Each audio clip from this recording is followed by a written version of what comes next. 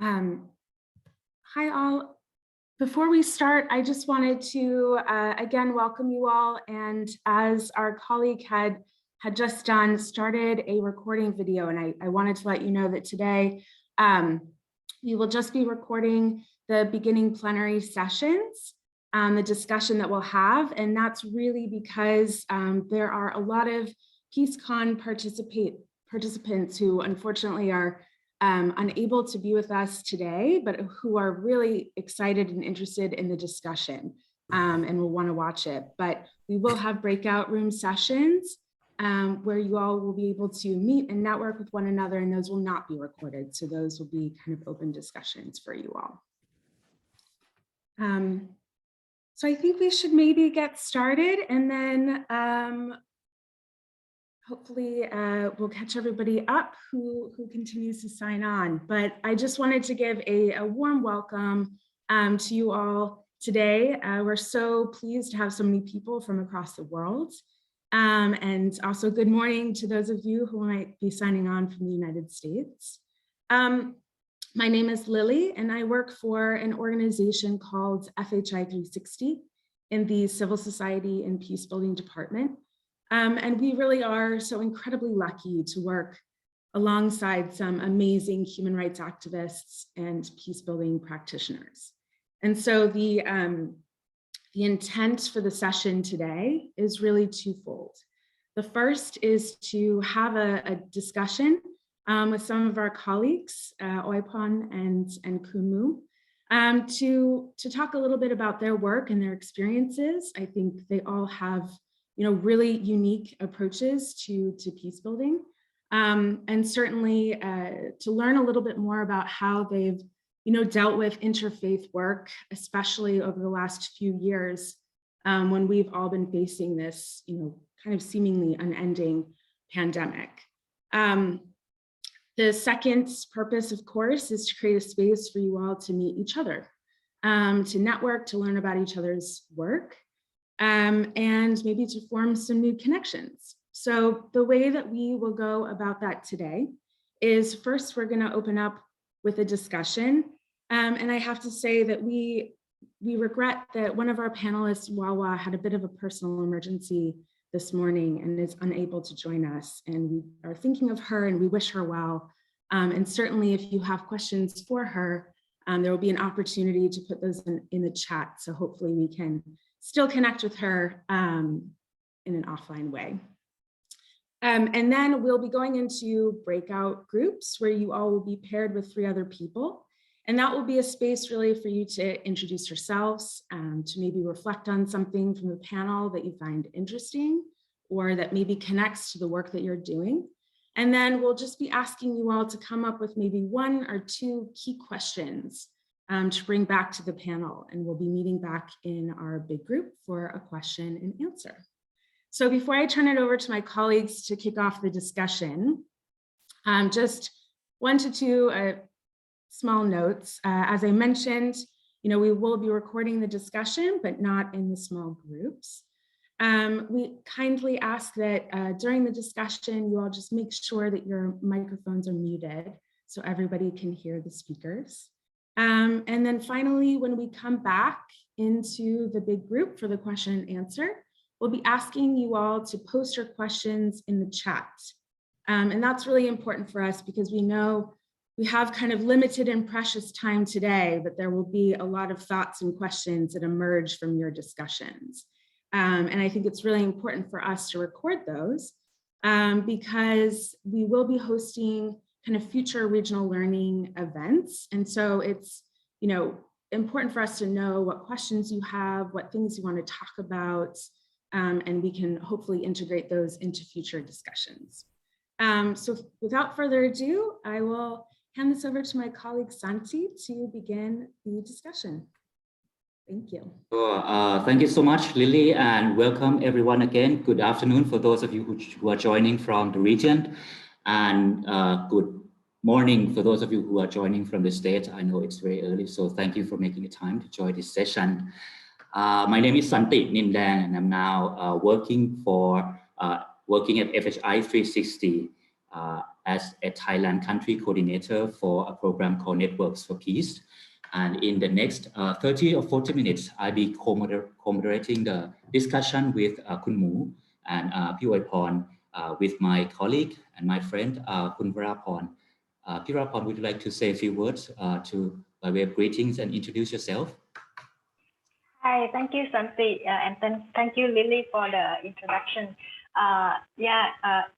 Good morning and good afternoon, everybody. My name is Varapon Champanit, and I work as a gender equality and social inclusion advisor at the Asia Pacific Regional Office of FHI 360.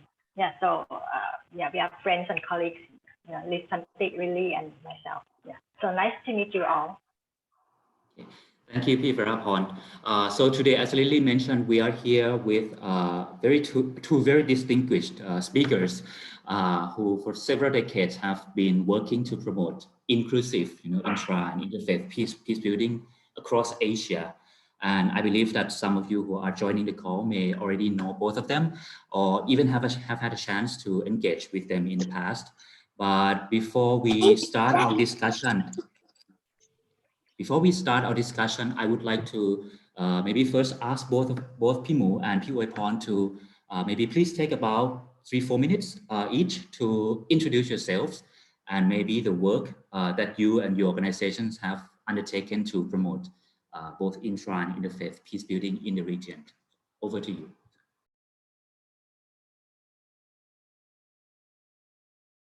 Okay. Should I start first? Hi, good afternoon. My name is Somboon. Most of people call me Mo, my nickname. I'm the executive secretary of International Network of Engaged Buddhists, to the network of the Buddhist activists that connect around the world and working on different issues. At the same time, I also the international director of Spirit in Education Movement, which is focusing the work in Myanmar. Thank you.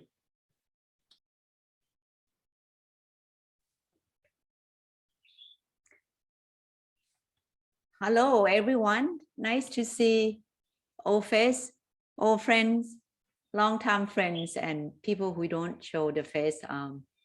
Welcome to this gathering, and thank you for taking your time to relearn and empower each other, I think, for the work we do. I just want to introduce that why I committed to work for peace and justice, because I experience a lot of injustice and violence. And I don't know what else I can make a living and live a life if I don't work for peace and justice. And it has been a meaningful journey to work in the region. And 21 years ago, Ginger and I met and we share our common vision. So we found this International Women Partnership for Peace and Justice, and focusing our work a lot with the grassroots women in the region. And we still continue working, but expand our work into different groups. Like Ginger work a lot with the group in the Middle East and with the feminist human rights defender, while I was expanding my work with the police, with the, also with Varapon, with the health personnel who are dealing with trauma, helping with people who experience violence domestically, children and LGBT and women. So very happy that we have this gathering so that we can share and really just encourage ourselves, empower ourselves to keep moving, doing the thing we've been doing. Thank you. Thank you both for a very heartfelt introductions to set the tone and the state for the discussion that is going to be coming in the next 30 minutes through panel discussion, and also a small group discussion of 4 or 5 people that will come afterwards. And I appreciate, really thank you for both of you for making the time today. I know that you are a very busy persons with a lot of work to do at your organization. So thank you again. First of all, if I may, let me start our conversation by drawing from comparative experiences, if I may, from INEP's work in Thailand and the wider region.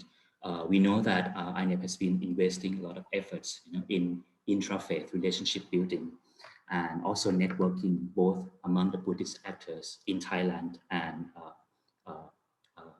in the wider region as well. And also, as you mentioned, you also work with SAME in Myanmar and closely working with the Muslim communities there. Intra-faith work is in order to lay a significant foundation for interfaith peace building.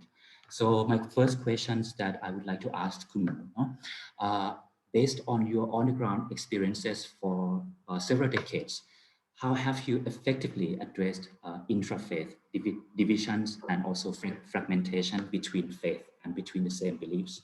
And also in that process, what approach or approaches rather has INEP used to constructively engage with more conservative or hardline actors or religious figures in your work?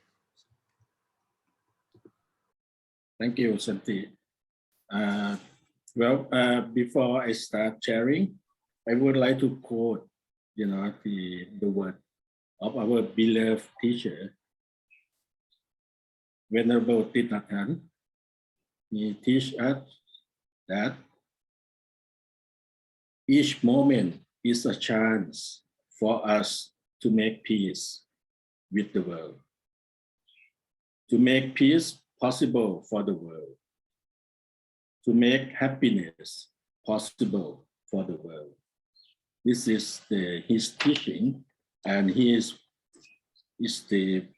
leading the socially engaged Buddhists, and also is introducing the mindfulness into the world that is go beyond religions and everyone can practice and so on. This is our example and inspiration that we learn from him, and from that we using his teaching as the way that we engage into issues. Well, for me, actually, we start to before I myself engage working on the especially intra-Buddhist community, we start our work with the Baptists in Myanmar. That after the long, civil war in Myanmar, and there's a ceasefire agreement between military in those days with the Kachin independent organization, that is create the space for us to start to work with the leaders of the Kachin Baptist community. And from that, we have been expanding, and engaging with the inter-ethnic and inter-religious communities in Myanmar. But our friend, the Christian leader, suggests for us, if we want to make any change in Myanmar, not just only focusing to work with the minority, ethnic minority or religious minority only, we also need to engage with the ethnic majority and also the religious majority, which is in Myanmar, they are the Buddhists.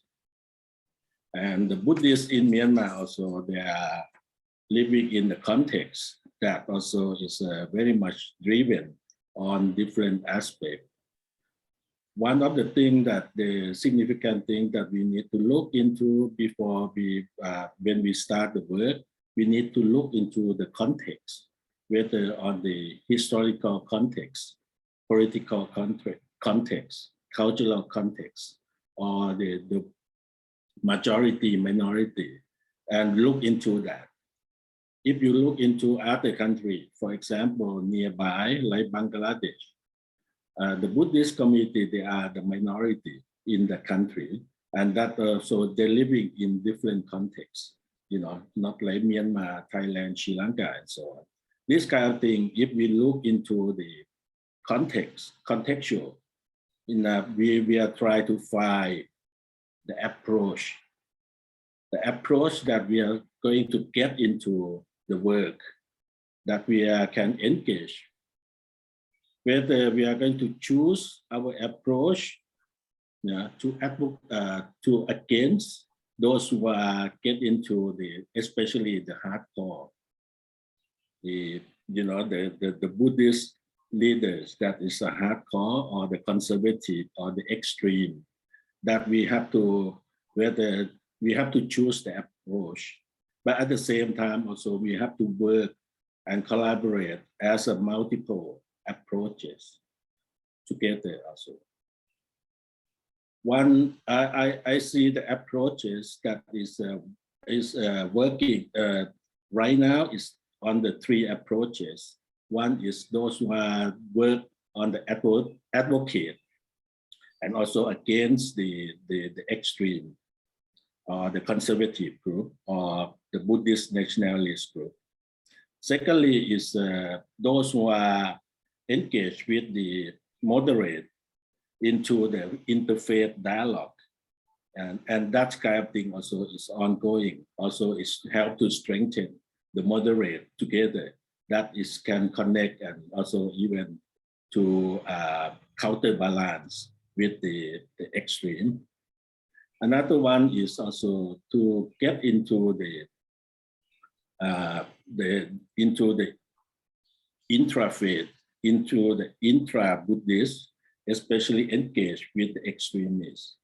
That's what we also choosing that approach also to work in the country, such like in Myanmar, as well as also in Sri Lanka. And also we has been working on this approach since on 2013, when the situation in the region is coming up, and especially between the Buddhists and the Muslim. And at the same time also we work in more collaborative at the regional level. That's what we set up the International Forum on Buddhist and Muslim Relations. That also is as a mechanism for us to get together and also find a way to work on that. For Myanmar itself, we work very much with the middle level at the grassroots community level come up. That is because the situation that the Mabata and also with, and that has been collaborated with US DP as well as also the military. That is to provoke especially Buddhist nationalists into that at that time. With the local leaders, especially the Buddhist leader, has been also is linkage with the Muslim leaders, as well as also some of the Christian leaders also that we've been working. For Sri Lanka, I also is connected with the Bodu Balasena, which is one of the considered as a Buddhist extreme organization, also to engage with them, or even we organize them to Thailand to have the dialogue and also have the meeting with the Buddhist leaders, such as like Ajahn Sulak, Sivalaksa, and others. And that have also is for them have the space that they can talk about the issues that is they have been concerned, especially based on the Islamophobia. This kind of thing also has been continued and developed that and based on the trust. And right now we are working closely with the Network for Peacebuilding, to develop the intra-Buddhist in these three countries, Myanmar, Sri Lanka, and Thailand, that we can approach and build up the Sangha for Peace that can move forward to respond to the issues, not just only the issue on the Buddhist and nationalists or the extremists only, or even to look back into the Buddhist literacy which kind of the text in Buddhism that we need to also to have a discussion as also respond into that nowadays. For example, the text on Mahavamsa, that also we need to address that, which is not the original Buddha's word. And also a lot of Buddhists in the region, we are lacking of the knowledge and understanding about the other faith.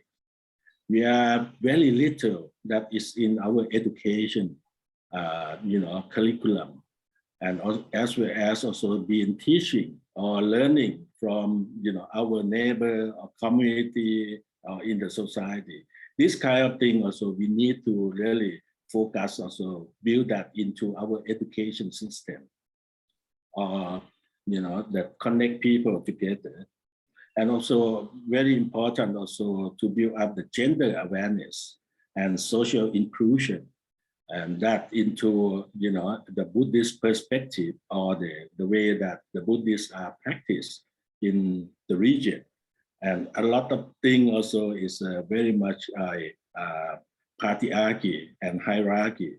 Those kind of things have to be also addressed at this point. And also how the Buddhists also can be engaged into the community needs on the ecological aspect, on the livelihood of the people, or how to address into the peace building. This kind of thing also we need to address, and by also engage with the intra in the Buddhist community, as well as bring that out to the world to understand more. Thank you. This is my first round. Thank you, Pimu, for a very comprehensive overview of the experience of INEP. I'm sure it's based on several decades of work by INEP, across the region. I do have a few follow-on questions, based on your first round of experience sharing. But before we go to those follow-on questions, since you also mentioned about gender awareness and social inclusion in your work, either in the three approaches that you mentioned, advocacy, engagement with the moderate people, and interfaith efforts. So I would like to turn to Piuiporn, because we know that sometimes in the initiatives to promote this kind of intra or interfaith harmony or cohesion, the majority of spaces in those dialogues may be taken up by elite leaders from, for example, from religious institutions or even from civil society organizations. When that's the case, my question would be, based on your and IWP's experience, how can we create safe and inclusive spaces for the intra and interfaith peace building, so that we can make sure that we work beyond engagement with only leaders at the top? I think I want to start with peace building. For a long time, when Ginger and I run this 3 months Buddhist and peace building course for the women leader, it's just so much we learn about that. The first thing for me, peace building is not the goal. Peace building is not ceremony. It's not event. It's not even an activity or a program. Peace building is processed. Why? Because we have to read, when you talk about Burma, Thailand, and Sri Lanka. And to me, one of the root causes why we have this extreme nationalist Buddhists, because they just exclude women. Right? Thailand, we have 400 female monks. They still don't recognize them, We have 400, 200 of them, over 200 are female monks, right? Burma, none. Now, Burma, the time when we did the Buddhist and peace building, we invite Dhammananda to come and give a talk. The women were crying, right? Going close to her and touch her robe, right? Like this is, they went back to Burma. So they told the leader, the monk, that they met the female monk, the bhikkhuni. Then the monk said, no, that's not true. We never have them, right? So again, in Sri Lanka, that's where, the bhikkhuni revived. But when I went there a few times, their role are not recognized, right? They're there, right? They revive them. They probably have thousands, but their role, their leadership, that the state are not interested, you know. So I think one of the things for me, is look at this intrafaith, interfaith, whatever it is, really have to undo this thing, right? And when you look at religious leader with rope or without rope, the same group, right, doing that. So we repeat that process again to exclude people who really impact the most by war, by conflict, by oppression, by violence, by injustice, are women and young people, children, right? So when we're going to change that, to me? So to me, it's again, this is why IWPP started our own center, you know. And I tell you the story, I remember a story. We have about 50 young activists from Burma. So we know Ajahn Paisan Visalo, who's very, you know, like Ajahn Surak, right, support all these activists engaged Buddhism. So I happen to know my sister is a nun. So we took them to a 3-day meditation retreat because we don't have a space for them, a safe space. So Ajahn Paisan went there. But before Ajahn Paisan start on the, you know, talking, we have this assistant of the temple. I know him too, you know, he has a master's degree. So immediately he said, oh, why women sit with men? The women are dangerous. He said, go sit at the back, right? So I said, okay, turn to Ginger, you know, we just said, okay, we have to be our temple, right? So at our temple, we sit in circle, right? We mix, we don't have that. So again, it's just so hopeless, right? So they continue doing that. So to me, the inclusion has to be from the beginning to the end. That we call peace building, that we call peace, justice, equality, whatever you call the name now, JC or whatever. That already, to me, make people experience peace on the walk each day. They go to the office, they go to the meeting, they go to program, whatever you do. They really live in that thing that they feel peaceful, they feel safe. They feel that they're being heard and they're being seen. So to me, two way we do. More is dealing with all the leader, right? You try to get them into keep space for women, keep space for young people, which is important because they hold so much power, right? With even the politics, right? That's it. So outside is really empowering this marginalized group. So we spend a lot of time when we deal with the Buddhists anywhere in Asia is talking about what the Buddha teach. The Buddha that teach it about previous life that make you a woman, make you poor, or make you disabled, make you whatever. It's really bringing the true teaching of the Buddha to them to realize, and that's the most important, because I just realized, you know, being a feminist before, not interest in Buddhism or in religion, that all the people we work with have so much clinging to faith, especially when they experience violence daily from the people in their community, in their own home. What they turn to their faith, they turn to the Buddha, Jesus, or whatever, right? But the teaching that they receive about the Buddha is all patriarchy, right? It's all, but so they again, you know, just beating themselves from that wrong teaching, I would call. So the first few, every time we work on Buddhism, women, peace building, is we make a list of what the Buddha teaching. And we make a long list of what are the male dominated teaching, which had nothing to do with the Buddha, right? So that's again, the waking up empowerment, you know, from, and I just realized that then, you know, faith is very important. And the sad part about is that the institution, especially religious institution, you know, or the Buddhists or whatever, are so being part of oppression, right? Being part of conflict. So many feminists, many activists turn away from that faith. So that's why we have very few NGO interested in faith work to bring that into daily life practice, like we'll talk about mindfulness, or bring it into the table. This is an issue here.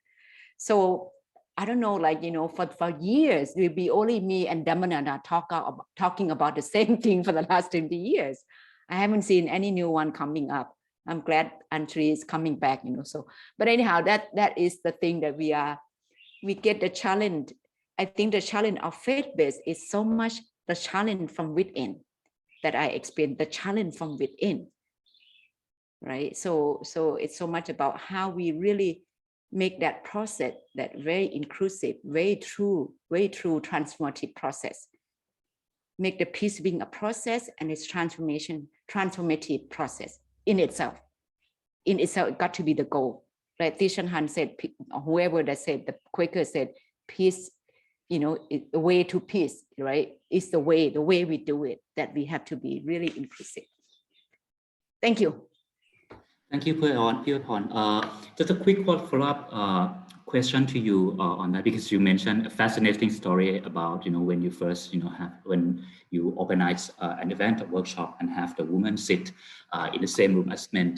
Because I believe that sometimes in the effort to build such safe, inclusive space, there may be power relations at play. For example, when you try to put like marginalized people in the same room as, you know, people who are often invited to this kind of interfaith or intrafaith, and, you know, sit in the same room as the people or actors in the leadership positions. From your experience and from what I hear, what can we possibly do to address this kind of asymmetric power relation and make sure that we create a genuine participation in dialogue? Is to, from what I hear, is to create a process that is separate and is a empowerment process that could be the prerequisite before we bring in the marginalized group into the dialogues that is mixed between men and women. Can you elaborate a little bit on this point? You have to do separate work first. You have to do separate work. If you're going to work with the majority religious Buddhists, you teach the Buddhists how to read, to be un-Buddhist, you know, to be kind and to be human being, right? To be not holding that Buddhism is better than anyone and blah, blah, blah, right? So you work with the ignorant, and that takes a lot of energy, but there is hope. I think we can unlearn many things that is, you know, really blocking our Buddha nature, you know. Same thing when you work with gender, when you work with straight people, you don't mix them right away with LGBT, right? There's going to be a lot of, and then there are different approach, different group. So the marginalized group, you have to do a lot of empowerment process, giving the space for them to talk, to cry, to share their suffering, but also they would, you know, to really make a list together about all the strength they have, the wisdom, right? The tolerance, the inspiration, the hope, the whatever, you know. It's not just you find the suffering in the marginalized group. They have a lot of wisdom, I tell you. The strength, oh my God, the faith in peace and justice, in faith in whatever their religious leader. Then the other group, we have to really, I haven't tried, I try, but it's not yet my passion to work with a privileged group. It's tough. I think you have to, for my dream is you have to find, so when we work, especially with Varapon for some years, we work with marginalized group and let them invite their ally. So one time, remember Varapon, we have the Muslim women, and we asked the Muslim women, can you find an ally? This is the South region, right? Varapon work with them a lot, and I go along doing training. Can you find a man who would understand women or children issue? So they brought one, but he changed. It took a lot of time for him to sit and listen to the Hmong women, the Muslim women talk about abuse, talk about being raped, talk about being a third wife in the family of the Hmong, right? But it happened that he's been abused by his dad. Then he had that. When he touched in his suffering, right, his pain as a child, a trauma survivor, he started to understand women. He would listen to Hmong women so much so that then he can make a relationship with the suffering of his fellow Muslim. Because, you know, when we have, it's interesting. When we have 6 Muslim women sitting in a room, I would just keep talking about how bad Buddhist Institute did to me and the Buddhist women. The Muslim would just quiet, right? Because they know if one Muslim man is there, they cannot say anything, right? Or even one very, you know, not wake up Muslim woman there, right? Because the thing to me is being minority, your faith and your ethnic become one and you're holding, and there's no place for them. They also not hold power to reflect how what they're holding they're religious. They're holding their pain, they're holding ignorance, they're holding everything, right? So that how do we keep this space for me? Have them reflect, even they reflect deeply among themselves under break time is, I keep talking how Buddhism is part of violence, how Buddhism is part of war and conflict, how Buddhist institute and leader are part of violence, right? So just give them that, especially when here at Almetri, it's really bring a lot of personal story into. So that is one way, right? You keep, and this is what the work IWP has been doing. And then to me, at that time when Ginger and I run for many years, over 10 years, we asked the women, cannot be 2, had to be 4. And then they go back, they have to look to more friends, more women. And then later on, do you find any man that like you or that you can talk to be ally? This is the way we do, right?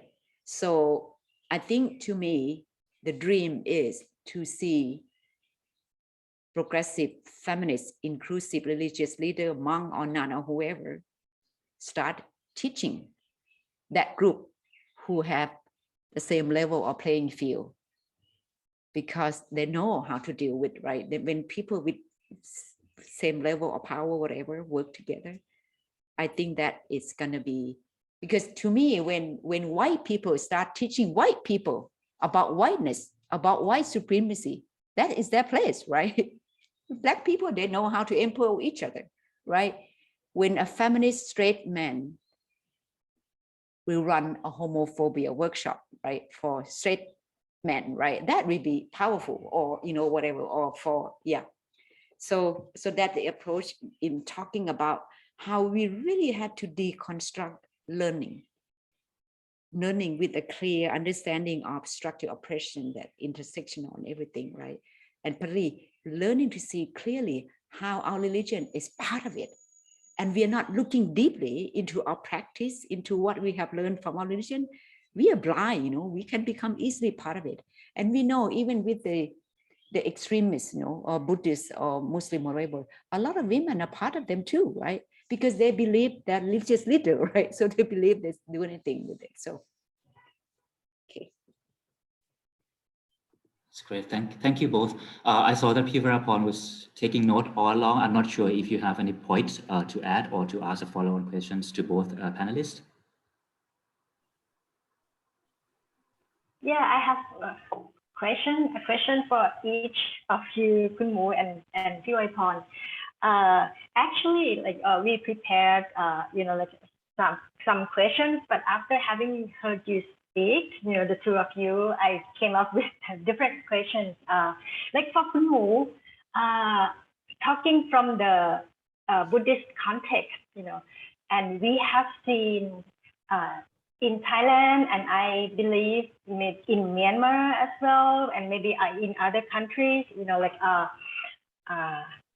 the rising role, the increased roles, active roles of young people, and also, talking from the Buddhist perspective, young monks, who are engaged in activism, social and sometimes political activism in our context, different country context, And we have also seen that, the conventional powers, established institutions, and in this case, it would be established religious institutions as well, strike back, and trying to maintain the status quo and keep the control. And then we have also seen these young activists and young monks suffering from backlashes in different forms. How do you speak to this issue? Working with different groups, the intrafaith dialogue with different groups. How do you? What's your view about this, the struggling of young activists, especially young monks? Well, I think we need to start with the openness.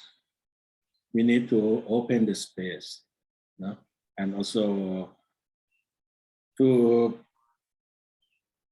invite them to also to have whether, to have the safe space that they can share, and also anything that, or even the safe space that they are not going to be arrested, from the government. That kind of, so we are trying to provide that. And also we have discussion, some of the, the novice folk, before he disrobed, also we have discussion and talk, and also whatever we can help to support, and we are willing to do it, even, before the last day he disrobed. And also, the open mind also, we need to open, not just only they themselves, as well as ourselves also, we need to open mind into that. Even, the novice, some of them, they said, some of them, they are not, they are being Marxist rather than Buddhist, for example. This kind of thing, I think is fine, but, what that can be contribute into the society, and how they with their experience that there has been learning, or that the new learning area that they want to pursue, that kind of thing, how that can be bring into together, and also that proposed into the society. This kind of thing, we have to open that kind of space, and also dialogue, and also open mind, that we can be, continuing. As P. Oipon said, it's a kind of journey, a kind of process. It's not that end, not that easy. This kind of thing, we have to build up, in Buddhist term, we call Kalyanamita, spiritual friendship, that how we can continue our journey together, and also have the dialogue and discussion. And they can remind us, we can remind them. This kind of thing is an ongoing process, especially with the young people. Thank you. Yeah, it's nice to hear that INET is working with this young activists, young monks, and former monks, and provide them with ongoing support. Yeah, thank you. For Puripon, like you mentioned about feminist activists turning their back to religion, right? And also from working with you, I know that you work with a lot of young activists as well, who are engaged in social movements, who are engaged in political struggles. And my understanding is that, like, these young activists, they are not very much interested in religion or the, like, spirituality, if you may. But I understand that for you and for your life and your work, spirituality, if not religion, is at the core of your work and your life. And so can you share with us, how you try to bring together, activism, social activism, and political activism, and also spirituality together in your work with feminist activists and young activists? I learned about using language. Language is power, language is too. So, I remember 17 years ago, this LGBT, the leader, they have some issue. They want to come to Bandin. So they call me. They say, yeah, can we come 5 days? I say, yeah, and everyone, we do the same thing, right? But they already said, I hear that. When we come, we don't want to think pure upon. I said, what? We don't want meditation. We don't want yoga. I said, wow, really, right? So anyhow, so when they come, I don't talk about meditation. I talk about deep relaxation, but it's the same thing, right? Here, your trauma, breathe in, breathe out, right? And they do it, right? So now, when I talk about well-being, it's a lot about that, the whole thing from the teaching of Thich Nhat Hanh way. I just don't give them a name. Unless I read the group, they're open to hear, especially now. I saw many people follow on the Facebook, right? Appreciate Thich Nhat Hanh teaching, which, it's not yet, it's not, making it about his activism. It's not so much promoted in Thailand, right? It's more a daily mindfulness. So anyhow, whatever it is. So and again, we, you have to really understand the language and the word of activists. They want to hear the words justice, right? Equality. I say, yeah, you know, but then try to bring the term compassion, right? Try to talk about their anger, right? Of course, they have all that in daily life, especially at GLBT, right? Your whole life, I think we live in society and family that disown you. There's so much pain, so much trauma. So it depends on what the group like to hear the word. No, so still, I bring a lot of teaching from Tishan Han into the thing I do. And the nurse and some police, whatever, they still call back and write back about your thing, your teaching still remain firm. So I think people are looking for that, but they can't find it in religious institution. In the monk, they go to the temple, right? So this is so much lacking, how we bring this Buddhist teaching into a social justice world and find the language that they are ready to hear. They're looking for language. They can call anything. But actually we talk about the same thing, right? And then to me, it's wonderful to show them that, you know, like I follow Dhammananda. Dhammananda said he's the first feminist man because he invite women, he allow women to be ordained, and he's the one who worked on class oppression because he led the untouchable to become a monk, right? So he worked all across, right? But we never heard that story until Dhammananda told me, right? When I was 33, right? So there's so much we need to do within our Buddhism that find and looking for a true teaching, put them together, train the young leader. They don't have to call themselves Buddhists. They can call them anything they want to call, right? But that teaching is helping because, you know, the first time, one time I was listening to Ajahn Sulak talk about the human rights. Someone asked him about how Buddhism look at human rights. He said the first 5 precepts. I said, right. The 5 precepts is a human right? If we really practice the first 5 precepts, especially the one that expand by Tishan Han, that is making everyone become Bodhisattva to me. So again, this is never heard in the mainstream Buddhism.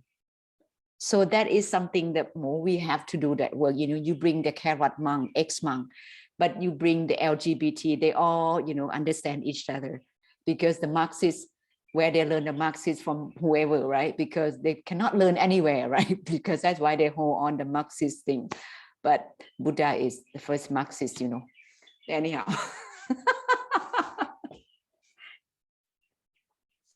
Thank you, Purapon. Can I ask a follow-on question to Purapon? Yeah. Yes. So how do you assess the result or your achievement of, you know, like trying to bring in spirituality with activism for young feminists or LGBT activists? Well, I think I heard they said, oh, we have to go to Bandin. We have to go to Bandin, especially when they have conflict. Before they were come when their lover left them, they broken heart or their father, mother died, right, when they have one. But now they come for that. We have to go to Bandin. So we speak the same thing. We talk about the same. I remember one time, you know, I have a transgender activist in Pattaya. He disowned 12 years. He went to, this is a true story, he allowed me to tell. He come from an upper middle class, and when he came out as a trans, right, the father disowned, the father is a soldier or whatever, couldn't come home. He couldn't even, he applied, he saw the sign looking for a job as washing the kway teow noodle, the noodle soup on the side of the road, and he walked in. She or he walked in, they wouldn't even let him. They say, oh, if I hire you, got her, you know, the trans, no one come. So anyhow, he was in drug and commit suicide, whatever. So he came 10 days. It's a lot of healing, right? A lot, but really amazing wisdom, amazing strength, right? I mean, for someone who tried to kill himself. So anyhow, so he went back, and then he told the story about come back to yourself, right? Come back to yourself, right? Purapon said, come back to yourself, meaning come back to your body and the breath. But he said it's another thing. Okay, I go back to myself. He shut the room and he started thinking anger and everything, right? So the whole point is coming here for that long day for many marginalized groups. We need it. We need for them to really unpack and healing with the trauma and dealing with the day-to-day. So to me nowadays, they don't come just for heartbroken, they come for, we call it, if we want to be sustained, a sustained and healthy activist, a sustained organization, a sustained activism, and not just sustained to me, a happy and joyful activist. We need this, whatever you call Christian, spiritual, deep relaxation, whatever. I call that the inner work. I call that inner work, and really a work of love, a work of true love and compassion to oneself and the people around. So I just believe, like, follow Thich Nhat Hanh, only true love, compassion heal everything. And we have to come, because the young activists in Thailand right now, they experience a lot, right? Even conflict among themselves, they don't have even two to resolve, to reconcile, right? So this is a time, I hope, with INEP, with Anjali here and Surin, or whoever are not here, we need that. I think we need that Sangha more, the Sangha, the four male monk, female monk, all these especially young people, to be a new group of really looking at the teaching and use the teaching to be one of the two or one of the framework. It doesn't have to be all of them, right? But sharing that, creating space, because this will be our future leader. I think for Burma are really going on a lot. I don't know about Sri Lanka, but I'm just thinking in the region, more is still, talking about the young bodhisattva. I think that is the way to go. I don't see any other way except this way. I'm just curious. It seems that IWP has a kind of like safe physical space, which is abundant in Chiang Mai. And I believe that INEP and SAME also has this similar safe space, Wongsuet Ashram, that you use. But as you said, but it must be challenging, in the past 2-3 years, owing to both, or not only the COVID, but also the shrinking democratic space. In the past few years, practitioners, they have tried to develop innovative virtual approaches to deliver training, to host dialogue events, and so on. But as you said, deconstructing deeply embedded oppression, it needs getting together, it needs well-being, in-person interactions, trauma healing, and so on, many things. How have you adjusted in the past few years, having to resort to these kind of virtual approaches in doing all of this? Well, every time I ask me, Ginger, we refuse, because we attract to people crying, but anyhow, we have found that if you have people who not so much different political ideology or whatever, and if you have about 12 and 14, that process can do, not 100%, but it can be 70%. So we've been doing, and whatever, like with the Burma friend, if it's allowed, they come in person, right? So we do what we can do. And I think to me, it just make me realize I'm an old generation, very anti-technology, but I realize how much I can use it. I just did a 5-day retreat for activists in our new center, and they really appreciate it. They did a lot of inner work, right? And then they said, how about you teaching online this feminist engaged Buddhist retreat? How are you going to run this retreat online, right? Bringing the structure, oppression that impact the personal suffering, and how our teacher, right? Ajahn Sulak, the Buddha Dasa, Thich Nhat Hanh, Bernie Grassman, Joan Halifax, Jonan Macy, all these teachers, right? They have passing down the wisdom. And so I'm into it now. I bought myself into how, because of the pandemic, but because of situation like Burma, we have to try every way to do this, and to get it out in any form, yeah. And I think it's a time that we really have to make use of this thing. So like the message, the wisdom, the strength, so it make people feel not alone, and let them live in despair. I think that is the challenge. If you left our friends alone, isolated, and in despair, that would be, yeah. Pimu, how about INEP? How have you adjusted to these challenging times that we are facing in the past few years? Well, the first year of COVID, we because INET, we have the partners in many countries, almost all the country in Asia, and we work with our partners in different countries, especially how to respond on the support for the relief work on the ground to the people, and also in Bangladesh work with the Muslim community, our partner there, work and support to the Muslim community and the Buddhist community in India, in Sri Lanka, in Myanmar, and so on and so forth. That we have been supported over 30,000 people in the first year, and for the food and and many things. And then later on, when the situation in Myanmar is happening after the coup, also we work through our partners. Same SEM has been connected, and we have over 500 alumni all over Myanmar, and we work through our alumni and the partners. We have been support to build the Interfaith house in Nagaland, when the people from Myanmar fled into Nagaland, that our partner there, our students from the English program also of INEP set up the Interfaith house. Or we send some funding to support for the medical treatment and food in Kachin border, Kachin and China border in Kachin state, or along the Burma-Thai border in Mesot, Pasariang, and those areas, or even in the Voi.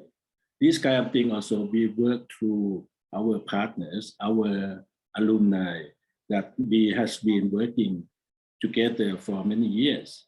And also they are not just only the Buddhists, they are also from different ethnic groups, they are come from different religious background and so on. This kind of thing is an ongoing process because we have that kind of network.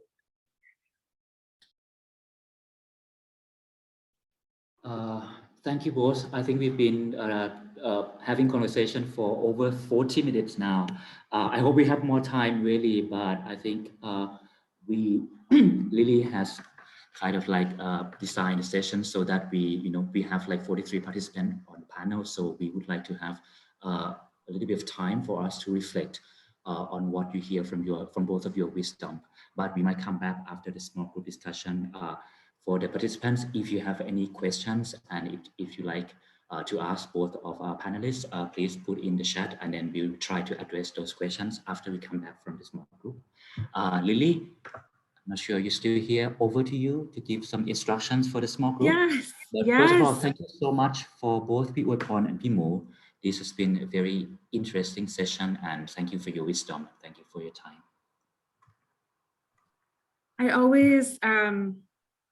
I feel I'm always so humbled when I listen to you all speak about your work. Also, I just appreciate the openness and the directness and the candor that you all provide about, just kind of about the spaces that you're creating, about the struggles that you all have, about the types of issues that you're addressing. It's just really incredible. And so, we're going to go into a breakout group for about 10 minutes so that we can meet each other, introduce ourselves, maybe reflect on something that you heard today from Waipon and Kunmu. Perhaps there's a bold idea that came to mind about your own work that you want to share. And we just have one ask from the breakout group, which is that you collectively think about one or two really key questions that you'd like to bring back when we come back to the large group to ask our panel. And I just ask that somebody from the group is ready to write those questions into the chat when we come back. So I hope you enjoy your time. And I think Shazia should be opening up those rooms right now.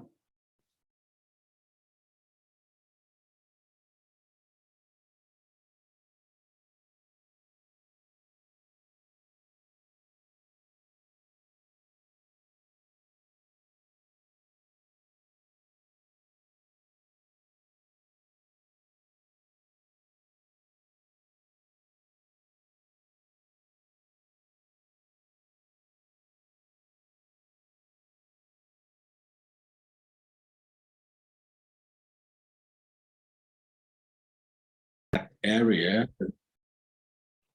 there are about 400 household Muslim community and 200 household Buddhist community, not far from Mandalay. That also is that area. Also, the airport was sent by Mabata into that area, and we try to work with the the monk, because as you know, in the morning when the what you call morning prayer of the Muslim community, they're using loudspeaker, and also the Buddhist monk also put up the loudspeaker, to get that they can facing to each other. And after we has been involved and engaged with the airport, and we are trying to bringing the discussion into that kind of thing, and that take nearly about 2 years for us to really work with the monks before the monk is later on the monk is turned down bring down the loudspeaker, and later on also the imam and also the airport, they have the safe space that they can discuss together and how they're going to do something together. What they did is they organized the cleaning plastic in the community by using the school as a center. That kind of collaboration and the work that they did together between the Buddhist and Muslim community, this kind of thing is a kind of the change that we has been working and spent about two or 3 years working on that. It's the same thing also with the Sri Lankan leaders, from Bodhupala Sena as well. That also take years of work also. That is before the leader of Bodhupala Sena realized and changed their attitude. This kind of thing also is take a lot of time. Thank you, Kunmu. I think it's an interesting experience that you share, that when you work with these monks, especially from different faiths, different religions, you do not just discuss the high level concepts, but approach the issue from everyday life, kind of like issues, Yeah, so that's interesting. Thank you for your answer. Can we make like 1 or 2 more questions? Yeah, so there's great questions coming in from lots of different groups. And a lot of the questions seem to be around how to bridge divides, right? So either generational divides between younger and older activists, how to include atheists or non-religious people in interfaith work, how to work between Muslim and Buddhist work. And then there's also around bringing in the experiences of LGBTQ people and how to work on that issue. So can either of you talk about how to bridge some of those divides that you see? Yeah, I wonder if Piwaikon, you would be interested in answering that question about breaking the divide, especially like between generations in activism, breaking younger and so-called like maybe older activists, to make the most of both ends of the divide in social movement. I think it's challenging because young activists learn the activism from Facebook, right? From reading, right? Our generation, we went to to the ashram, right? We know which ajahn, which teacher wrote the book. We try to listen to their lecture, take a bus going down to Bangkok. That is how the journey of activists are quite different. So because there's a lot of information around internet, and they also their language, English, so they access the knowledge easier from other sources, not learning from the older one. But also I would say there are issue of a dominating idea and thing among all activists that we old people cannot let go of their power. So there are also issue on that. So I just to me is this is challenging. And what I think, just for example, among LGBT is really have to have that space for them to come and listen to each other. Because already, you know, even among feminist group organization, even among lesbian group, right? Whatever, there's such a, it's a lot of it, how we, when we internalize oppression, how we expose it, how you know, explode it, how you call vertically, right? To our friend, to our colleague, to our network, to our community. So that has been, to me, a demand of the deep healing work among activists. I saw many activists jump into activism like me from trauma, from violence, from direct experience that you experience, and societies haven't changed, right? So how much that trauma work, healing work need to be put together along this activism work we do, and create that space. When we talk about that space between the Muslim, the Imam, and the Buddhist monk, I think it's the same thing. It's just the same thing. How do we do that? And it's take them 2 years, right, to create that space, because there's no trust. This whole thing, you know, when you are living in the regime of dictatorship government, what they put on you is they try to break people, and they don't trust you, they don't listen to you, right? They create fear, and then there is fear and distrust among us, right? Among, especially, you know, also this whole patriarchy is dividing, creating untrust, no respect between men and women, whatever. So I find this healing division is a major work for peace building between white and black, you know, between all of that, right? From the structure, from the whatever the thing we socialize. So that inclusion, that healing, that create that space, it has to happen in many levels. And knowing that it's not just one event, one workshop, right? It has to see as a process, and mindful when we do that, we make sure we create that safe space for healing, for talking, for listening, and for sharing, for rehab, to reconnect. And also the other thing for me is so much activists and activist movement organization are so disconnected from nature. We disconnect from our own pain, you know, our own difficulty in our life, right? We don't have support system, but we so much disconnected from nature, from, you know, I just find that it's a whole thing that when we are working with only with our head, right? With immersion, with the screen, working with the demand for the funder, or, you know, the meeting, things to get done, right? I think what Upon used to say, they said, we work like a capitalist, you know, right? We activists, we work with that mode of, we disconnect from, yeah, from many things. And there's the need of deep work. When we talk about healing, when we talk about reconcile, it's reconcile our body, our heart and mind, the spirit, individually, reconcile between group, if you know, reconcile between this, you know, this polarized of our political view, our, you know, gender, our class, our caste, our color, skin color.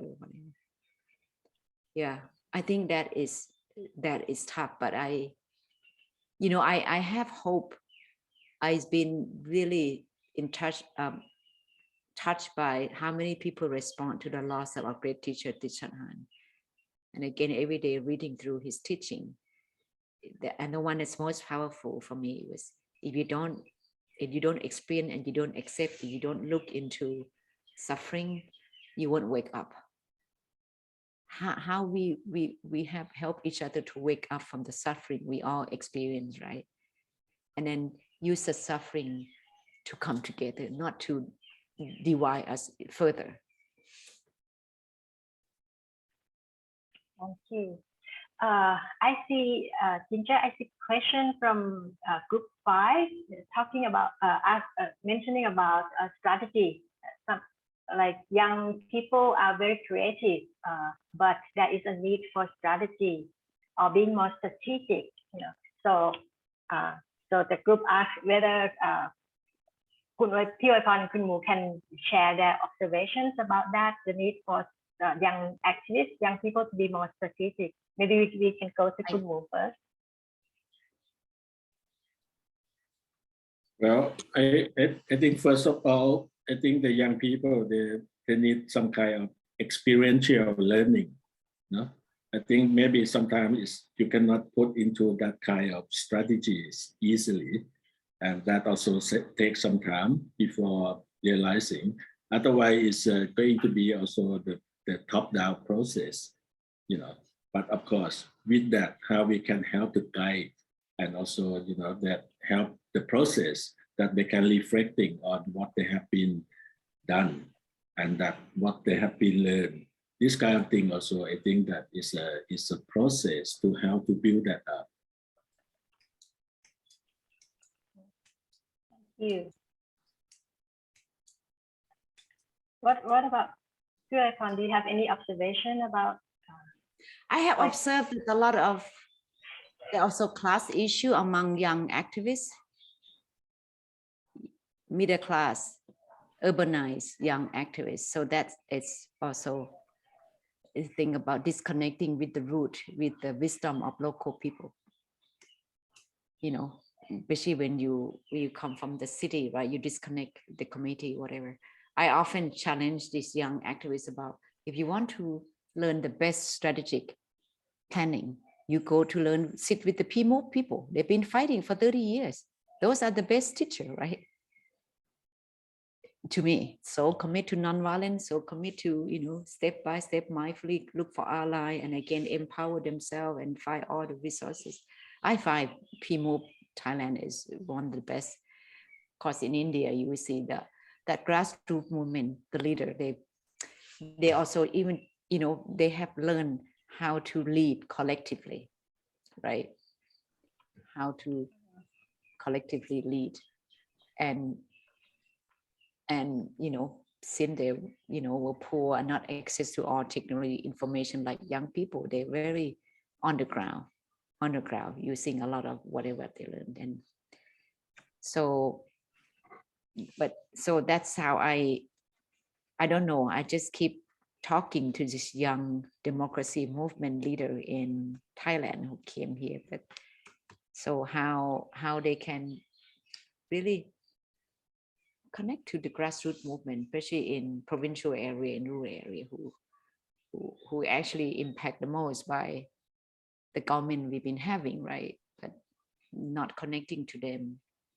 The youth movement can be, they themselves can be left alone if they're not connecting.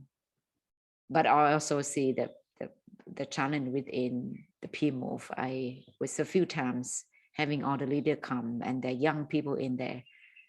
And a couple first 3 days, I noticed already they don't let the young people speak, right? So we have to pinpoint, like the last 2 days you are talking, but I saw that young people haven't heard their voice, right? And then during the break, the young person will come again, like we respect our parents, they grown up very poor, have nothing. But now we got a college degree, but within the movement, we don't have space. So it worked like that, right? It's just all, you know, the limitation, the ignorance we all have about looking how inclusive we can be. I think so. So for me, again, that whole inclusive has probably to be a new framework everywhere. Because the more inclusive we have, the more powerful movement. And it's the actual living of peace and justice. If you run organization movement inclusively, that is the actual peace that we can get, we can touch, we can test, we can live and feel, right? And that's the only way for me personally, that to deal with this oppression, with the regime, with, you know, extremists or whatever, is that very inclusive, that often is everywhere when you look. And that powerful movement, it's not going to fall down. You know, even we, you know, because you just see how the broad-based movement is the answer. Yeah, thank you. I think you, Kun Mu and Purifon, you mentioned one thing in common about you know, like the expanding the experiences of young people but also it's not just like putting the pressure on young people to be strategic, but also make sure that we have this awareness of inclusivity in the movement, from all sides, not only just asking the young people to be more strategic. Yeah. Okay. Lily, how are we doing with time? Well, I want to be mindful of, I think that we've asked Kumu and Oipan to speak so much, and they've shared so much wisdom for us as a community. So I want to be respectful of their time and energy. I know that we have, a few more really powerful questions, and that actually really excites me because we can incorporate these topics into future events, and also open it up to a broader community to reflect on how they bring these questions into their own practice. So I think, to respect everybody's time, that we'll kind of close the conversation today, but I want to really, from the bottom of my heart, thank you all so much for the energy and the wisdom that you've brought today, for your time, and to thank the participants as well, to staying with us, to bringing your thoughts and your questions and your energy. And we're, excited to take this community forward. So with that, again, thank you so much from all of us. And I will say we will see you soon in the future in another event. Okay, thank you. Thank you. Have a good day or good night. Thank you all. Have a good day. Have a good night. Thank you.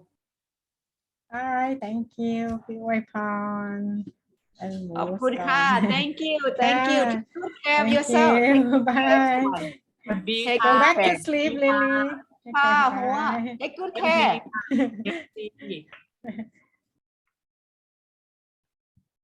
Thank you so much